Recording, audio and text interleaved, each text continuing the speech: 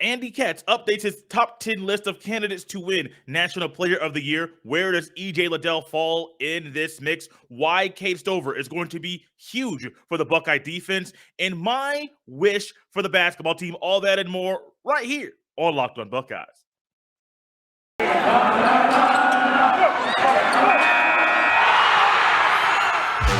You are Locked on Buckeyes, your daily podcast on the Ohio State Buckeyes.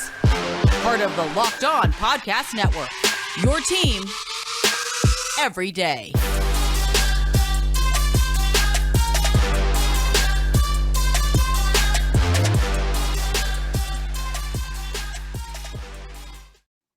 What is up, Buckeye fans? Welcome back to another episode of Locked on Buckeyes, part of Locked On Podcast Network. I'm your host, Jay Stevens, also the host of the Jay Stevens Podcast. It is Wednesday, February 16th in the year 2022, and I would like to thank every person out there for making Locked On Buckeyes their first listen of every single day.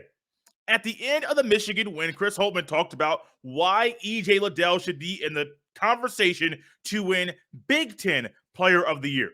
But there are other awards out there, some that have national notoriety and attention, and EJ Liddell is playing like somebody that might win a national award or two this year. May it be for the position that he plays, or may it be National Player of the Year. Well, Andy Katz, one of the best college basketball analysts out there in the country, he recently released his top 10 candidates to win National Player of the Year, and EJ Liddell is in this mix. No, he's not number 10. No, he's not number 1, but he falls at number 5 in this list. To go 10 through 1 and let you know what Andy Katz thinks the top 10 candidates in this order are to a National Player of the Year.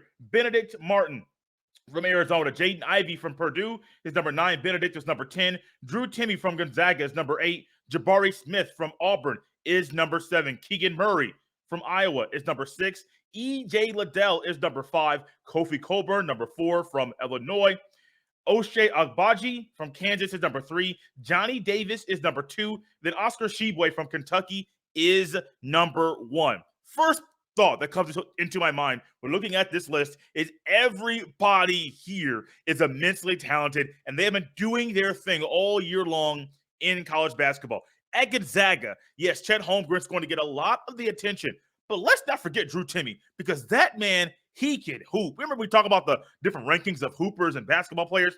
Drew Timme is a hooper, and he hoops, and he does this thing for the Zags night in and night out. Another thing that pops out in my head is how many Big Ten players are here.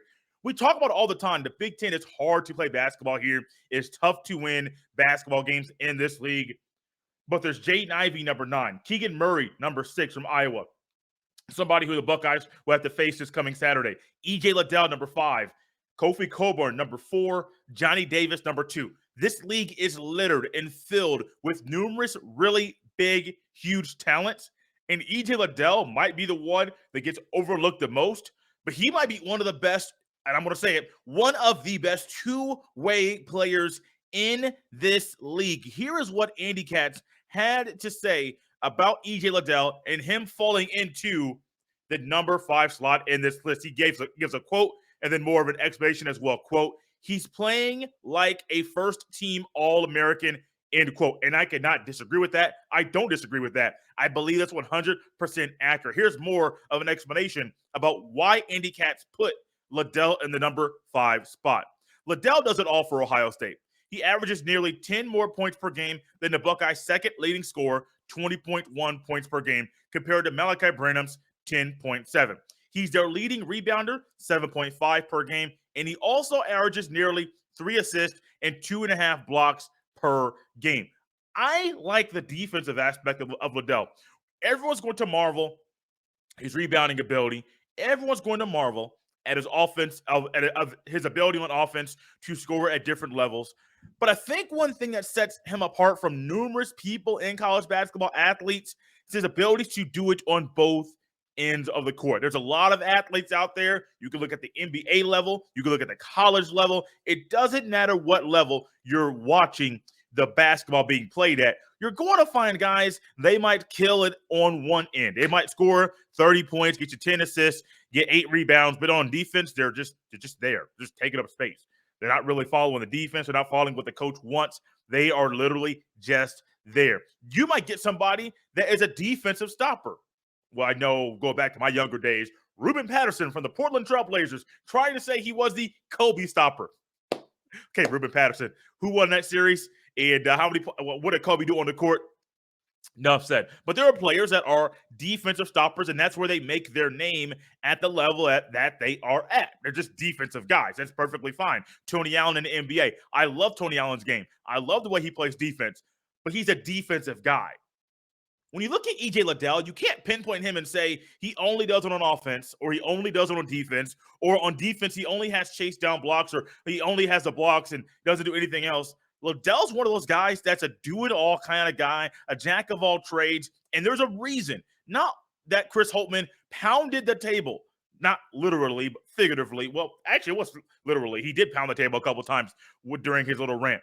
But there's a reason why Chris Holtmann took the time and detailed out why EJ Liddell should be in the Big Ten Player of the Year conversation, because of his ability to get it done on both ends of the court, night in and night out. That's one thing I do believe the NBA scouts last year, as Liddell and Washington Jr. went through the pre-draft process, Liddell ultimately came back to school. EJ Liddell I do believe they ended up talking to him about his defense and saying you need to improve on the defensive end. That's one thing you need to do. And I think that he took that to heart. And we're seeing right now a player that is flourishing and getting better and better and better. And I don't think we've seen the best plays or best game from EJ Liddell yet. The Buckeyes have a full schedule the rest of the way through March 6th, and they play the team up north once again, then the Big Ten Conference Tournament and the NCAA Tournament. One thing EJ Liddell does not want to do is, one, he does not want to go ringless throughout the rest of the year, not winning the regular season title in the Big Ten, not winning the conference title, conference tournament title, or not winning the NCAA tournament. He wants to get a ring at some point throughout the rest of the season. But then also, number two, he wants to show the world and remind everybody what he has done, who he is as a player, and that he is one of the best players in the country during this season. Guys on YouTube, you guys continue to kill it. And I just quickly want to say thank you for that. There's a challenge out there for everyone listening or watching. It doesn't matter if you're an audio listener or if you're a watcher on YouTube. Head to YouTube, hit that subscribe button. I challenged you, everybody listening or watching this podcast, get this channel to 1,000 subscriptions by the beginning of the NFL draft. That's a ways away. I have seen the growth. I think we can do it, but it's going to take you, your help, you telling your friends, if you have multiple YouTube channels, to go ahead and subscribe to this channel on all the channels that you have. The Locked On Buckeyes podcast is growing. I want to say thank you. The YouTube channel is in the top 10 of all college football or college shows on the Locked On Podcast Network. And that's a testament to you. Let's get into the top 8, top 6. Let's get to the top 5. Let's climb to the very top. It's going to take you doing your part as well as I do mine. This Ohio State football defense, there's a lot of talk, there's a lot of speculation, there's a lot of hoopla, if you may want to say, about what the defense might be, who might be on the defense, where these players might be, and who might step up. And I think there's one player that's going to be possibly the biggest newcomer on the Ohio State defense. And I say newcomer, yes, he did start Cade Stover. He did start one game last year, but he was not a focal point or a big piece of this defense throughout the entirety or a big portion of the 2021 football season. So I do want to say Cade Stover is a newcomer to the defense, which makes me think about how important he will be to the defense this year. There's a couple things that Cade Stover is going to bring over that not many guys can bring over while playing on defense. It's something that we saw quickly, very quickly, with Steel Chambers last year, and I do think we're going to see the same thing with Cade Stover. When you're going from offense to defense, and you're at that level, And Cade Stover was a starter. If you want to go 2 tight end set, not really a starter, but he was the first tight end off the bench. And Ohio State utilized the 2 tight end set quite a bit. So he did get a lot of run.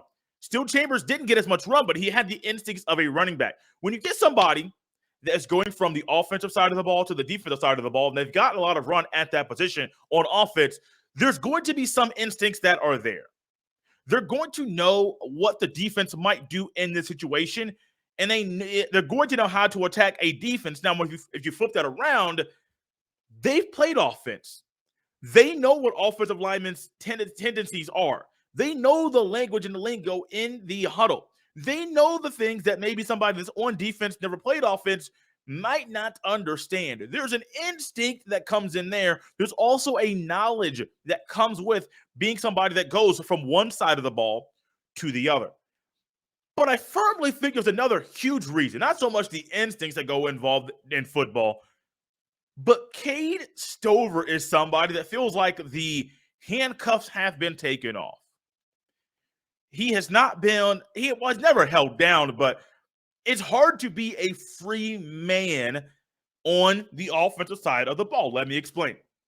So on offense, things are very, very structured. You might come out, 2 receivers to the right, 1 receiver to the left. You might have 1 tight end who's on the right side, which is now trips, but you have a trips with a tight end. You might have a shotgun with a running back to the left of the quarterback. Very, very structured. You have 5 offensive linemen. You have to have so many offensive players on the line of scrimmage. At the snap of the ball, everybody has an assignment. Now, it's the same way on defense, but things are very structured. If you have 1 false step, wrong step on offense, it's quickly noted, and the coach will get on you in the film session. Now, some of those same things go on the defensive side of the ball, but a lot of what happens on defense, you have more free reign. You more have the ability to sometimes, may I say it, freelance. Don't do the Troy Polamalu type of freelancing. I don't think a lot of guys in college have that type of ability.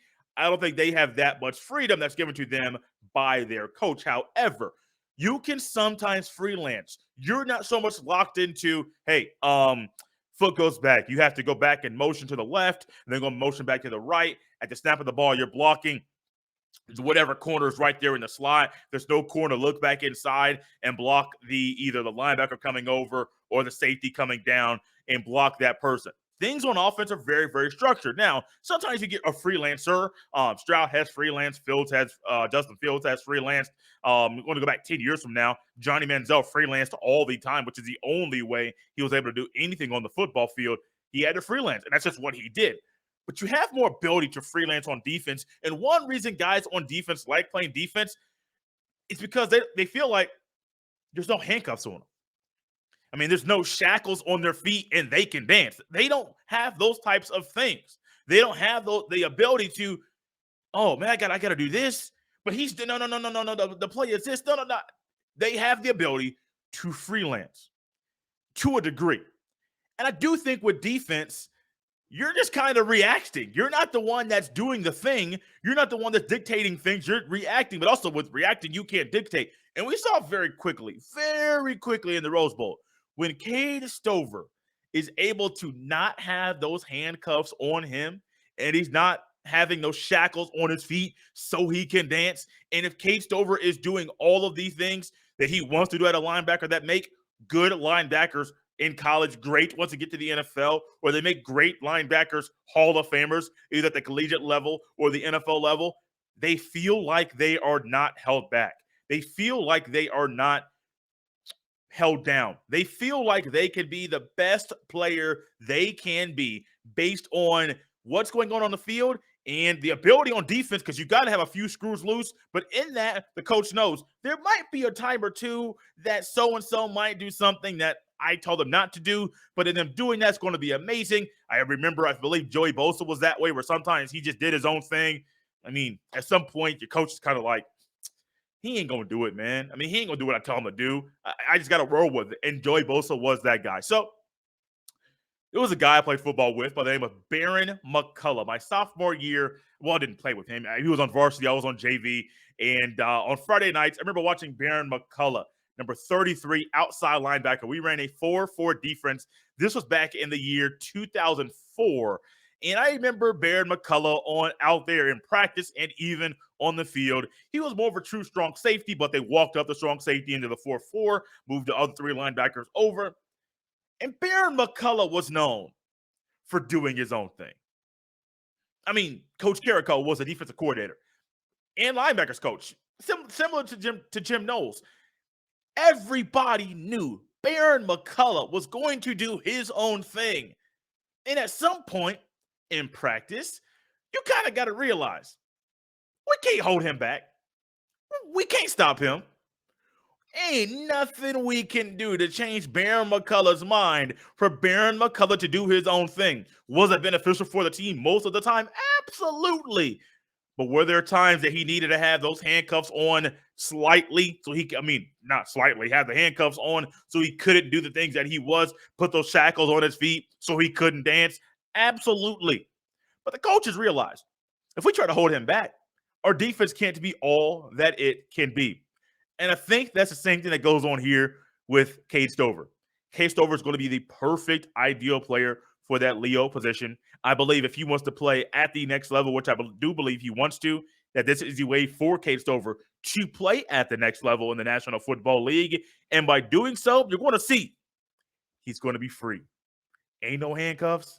Ain't no shackles on them feet. And he's going to be dancing all over the opposition week after week after week. I'm excited to see Cade Stover play on this defense, and I do believe he is going to be huge for the Buckeyes in the fall.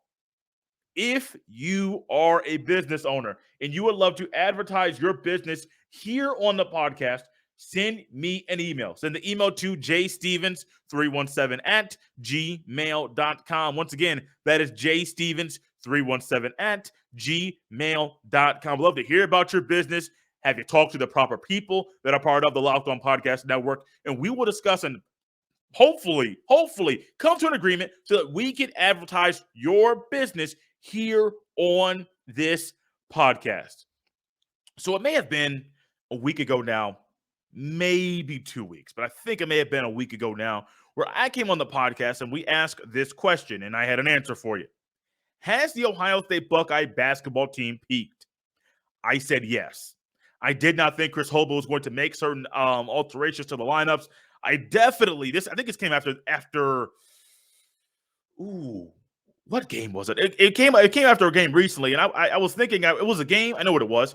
It was the game when Chris Holtby used Liddell at the 3, Kyle Young at the 4, and Zed Key at the 5. And I'm sitting here thinking, why are you using that lineup? And then Adam Jardy of the Columbus Dispatch ended up putting on Twitter and saying, well, that lineup was used in the Xavier game. That was a loss. And then all of a sudden, you're doing this now. And I'm baffled and confused as to why Ohio State is making this move right now.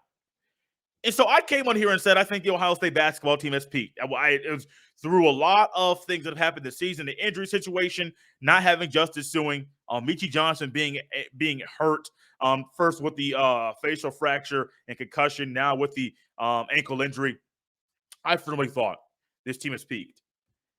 But, and I'm going to tell you, this podcast is being recorded prior to the start of the game on Tuesday evening. Like I mentioned, my work schedule keeps me out of watching this game with me working nights. And so one thing I'm curious to see when Ohio State plays Minnesota and the rest of the season, how much does Seth Russell play?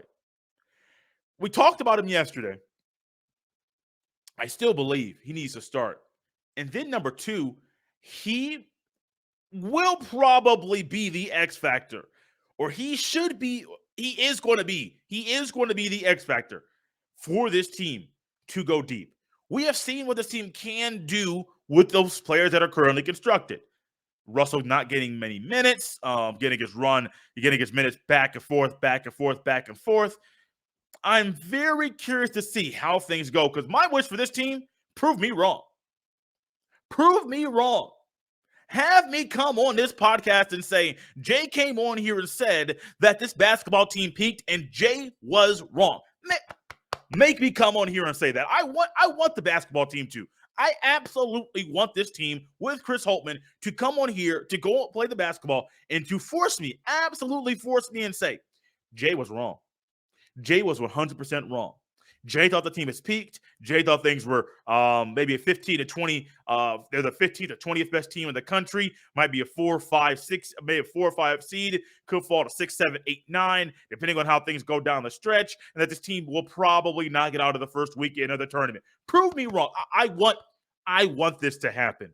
I want to come on here and to allow you to hear me say I was wrong. I have no problem saying that in sports. I have no problem saying that in life. Absolutely do it. Why do I want that to happen? Because one, it makes watching basketball games more important. Two, it makes my job more fun. And then number three, it allows us to enjoy a basketball team that has a lot of talented athletes on it, a really good head basketball coach, and the best tournament in the country, really in the world. I don't really follow much soccer, so I can't really say that. I'll say in the country. The best basketball tournament in sports, best tournament in sports in the country. And watch this basketball team go further and further and further and further deeper into the tournament. I am not here to come on the podcast to talk about another first round loss. I am not here to do that. No. I'll talk about it. I'll dissect it. But I don't want to do that. What do I want to do? Talk about the good plays, talk about the good things, and talk about absolutely being honest, being a podcaster that has no problem admitting a fault. No problem admitting that things are not ideal and that Jay was wrong. I'll do it, and that's my wish. Yeah, Christmas was in December 25th, almost 2 months ago. And you may say, Jay, why are you having a wish at this time in the year? We can perfectly have wishes and dreams and aspirations any time of the year. I have career goals, dreams, and aspirations that I'm working on at this minute. And one of my goals, one of my wishes for this team, not really a goal, one of my wishes for this team that they force me to acknowledge my wrong and to say they didn't peak. Their secret weapon was somebody that they hadn't used enough yet. And when they started using him properly, we saw how the cookie crumbled. Guys, fun show, really enjoyable. Let's enjoy the rest of the week. It's a hump day edition of Locked On Buckeyes. 2 more shows until we're going into the weekend. NBA All-Star Game this weekend. It's in Cleveland. I hope all of you that are going have a fun time. I've been to one dunk contest in my lifetime, not NBA, but it was college. They are fun to watch. I'm all here for the drama that is the 3-point contest. Then the NBA All-Star Game, I mean, it is what it is. Don't really get too deep into it, but if those guys don't care, I'll watch a little bit, but I won't get fully invested if they don't want to be either. You can follow me on Twitter. I got to get out of that rant. You can follow me on Twitter at jstevens07. Send all of your emails to jstevens317@gmail.com. Thank you all for making the Locked On Buckeyes podcast your first listen of every single day. Now this is the perfect time to make the Locked On Bets podcast your second listen of the day, as Locked On Bets is your daily one-stop shop for all your gambling needs. Locked On Bets, hosted by your boy Q, with expert analysis and insight from Lee Sterling. It's free and available on all platforms. This is the Locked On Buckeyes podcast on a hump day edition. It's Jay Stevens. I'm out for the week, guys. Out for the day. I'll see y'all tomorrow.